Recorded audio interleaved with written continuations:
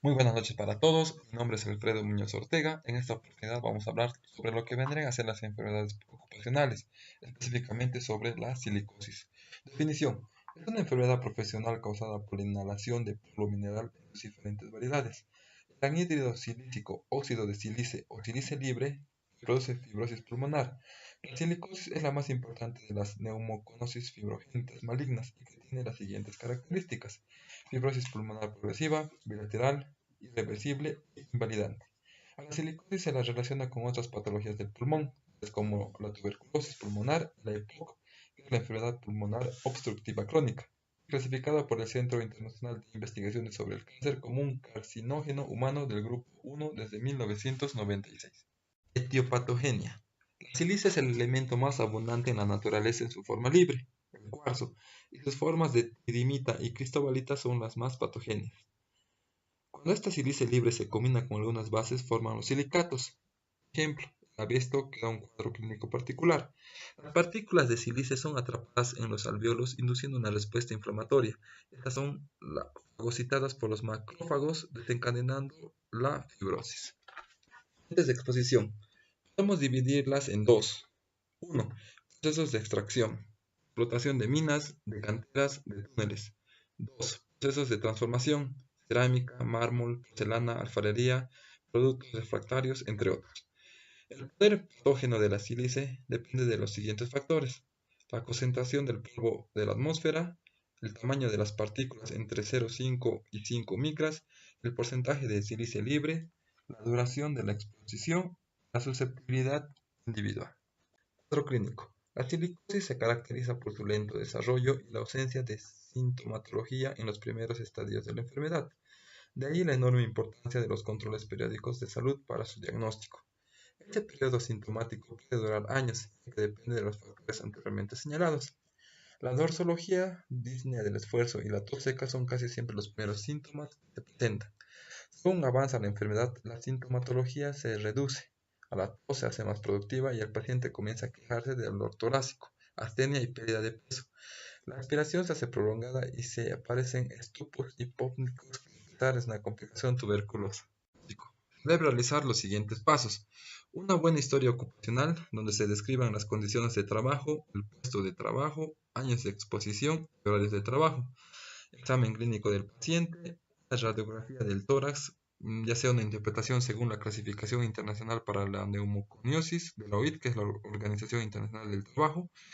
Necesitamos también lo que van a ser los laboratorios, el estudio de espirometría, gases en sangre, determinación de la concentración de polvo inhalado por el trabajador en su puesto de trabajo. La piedra angular del diagnóstico es la radiografía del tórax. El diagnóstico radiológico: las principales enfermedades de las que hay que diferenciar son la tuberculosis, sarcoidosis, la fibrosis pulmonar, pulmón o esclerotérmico, histoplasmos sideros y diseminación neoplásica metastásica. Complicaciones: tuberculosis pulmonar en su forma biliar diseminada, cuyo diagnóstico se facilita por el estado tóxico-infeccioso del paciente; una infección aguda broncopulmonar, cáncer pulmonar, síndrome de Kaplan y el síndrome de Erasmus. Tratamiento. En la actualidad no existe un tratamiento específico, solo se tratan las complicaciones. Prevención. El Programa Internacional de la Organización Internacional del Trabajo y la Organización Mundial de la Salud de 1995 propone la erradicación de la silicosis para el año 2030. En consecuencia, requiere formulación de planes de acción nacional, regional, movilización de recursos para la prevención primaria, secundaria, vigilancia epidemiológica.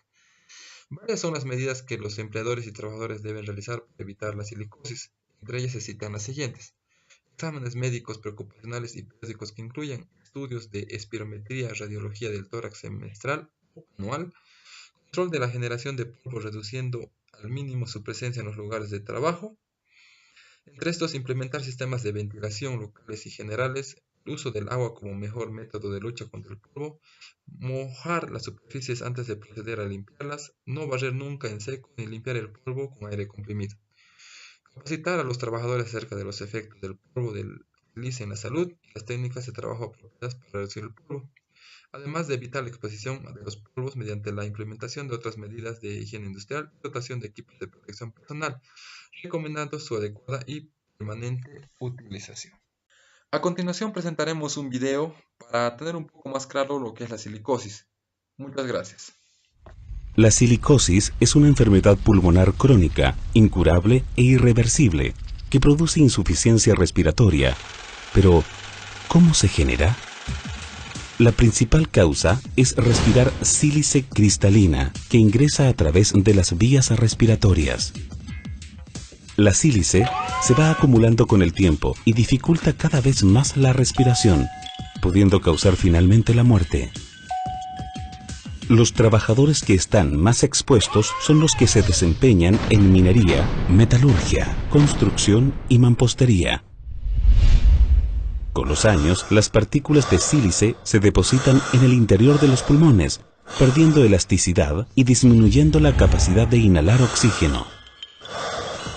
Esta enfermedad no solo afecta la calidad de vida de los trabajadores que la poseen, sino también al interior de las familias. Comienzan los gastos en salud y la preocupación de no ver una mejoría. Al pasar el tiempo, el trabajador se enferma más y podría depender de un balón de oxígeno para vivir, quedando totalmente discapacitado para trabajar y compartir con sus seres queridos.